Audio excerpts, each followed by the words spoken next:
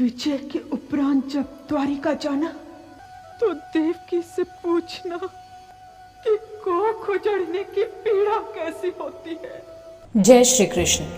भगवान श्री कृष्ण की मृत्यु और पूरे यदुवंशियों के विनाश के पश्चात अंत में बचने वाला यदुवंश कौन था? भगवान श्री कृष्ण को मारने वाला वो बहेलिया कौन था? क्या था उस बहेलिये का रहस्य? यदुवंशियों के विनाश की शुरुआत किसके बीच हुए मतभेद से प्रारंभ हुआ? हम बताएंगे उन सभी गूढ़ रहस्यों को। बने रहिए हमारे साथ। आप देख रहे हैं ग्रंथ कथा रहस्य। महाभारत युद्ध की समाप्ति के पश्चात जब युधिष्ठिर का राज्याभिषेक हो रहा था, तब कौरवों की माता गांधारी ने श्री कृष्ण को महाभारत युद्ध का कारण मानते हुए ये श्राप दिया कि जिस प्रकार कौरव वंश का नाश हुआ है, ठीक उसी प्रकार तुम्हारे यदुवंश का भी नाश होगा। श्राप के कारण भगवान श्री कृष्ण द्वारिका लौटने के बाद सभी यदुवंशियों को अपने साथ लेकर प्रभास क्षेत्र में आ गए। कुछ काल के पश्चात आपस में महाभारत युद्ध की चर्चा करते हुए सात्यकी और कृतवर्मा में मतभेद होने के कारण विवाद उत्पन्न हुआ, जिससे क्रोधित होकर सात्यकी ने कृतवर्मा का सिर काट डाला, जिसके कारण यदुवंशी आपस में कई समूहों में विभाजित होकर एक दूसरे से लड़ते हुए अपना संहार करने लगे। कई दिनों तक चले इस आपसी लड़ाई में 56,000 यदुवंशियों के साथ श्री कृष्ण के पुत्र प्रद्युम्न और मित्र सात्यकी भी मारे गए।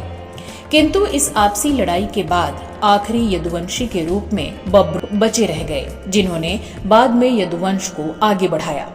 सारे यदुवंश के विनाश के पश्चात भगवान श्री कृष्ण ने अपना निवास स्थान उसी सोमनाथ के पास स्थित प्रभास क्षेत्र को बनाया और देह त्याग किया। भगवान कृष्ण प्रभास क्षेत्र में अपने कुल का नाश देखकर बहुत व्यथित हो गए थे और तभी से यहीं रहने लगे। एक दिन वे एक वृक्ष के नीचे विश्राम कर रहे थे कि तभी एक बहेलिये ने उनको हिरण समझकर तीर मार दिया। अब हम बताते हैं उस बहेलिये का रहस्य। जनश्रुति के अनुसार एक दिन भगवान श्री कृष्ण प्रभास क्षेत्र में वन में एक पीपल के वृक्ष के नीचे योग निद्रा में लेटे थे।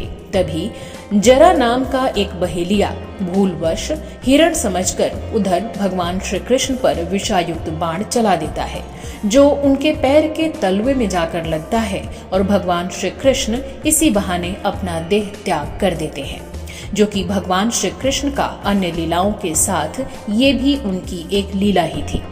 क्योंकि पौराणिक कथा के अनुसार भगवान श्री कृष्ण ने त्रेता युग के अपने रामावतार के समय बाली को छुपकर तीर मारा था, जिससे बाली की मृत्यु हुई थी। तब कृष्णावतार में भगवान श्री कृष्ण ने उसी बाली को जरा नामक बहेलिया बनाया और अपने लिए वैसी ही मृत्यु चुनी जैसी मृत्यु रामावतार में बाली को दी थी। और यही वो रहस्य था कि जरा नामक बहेलिये ने भगवान श्री कृष्ण को भूल से हिरण समझकर तीर मारा और श्री कृष्ण की मृत्यु हो गई। जय श्री कृष्ण। आपको ये कथा कैसी लगी, कमेंट बॉक्स में लिखकर जरूर बताइएगा। नमस्कार।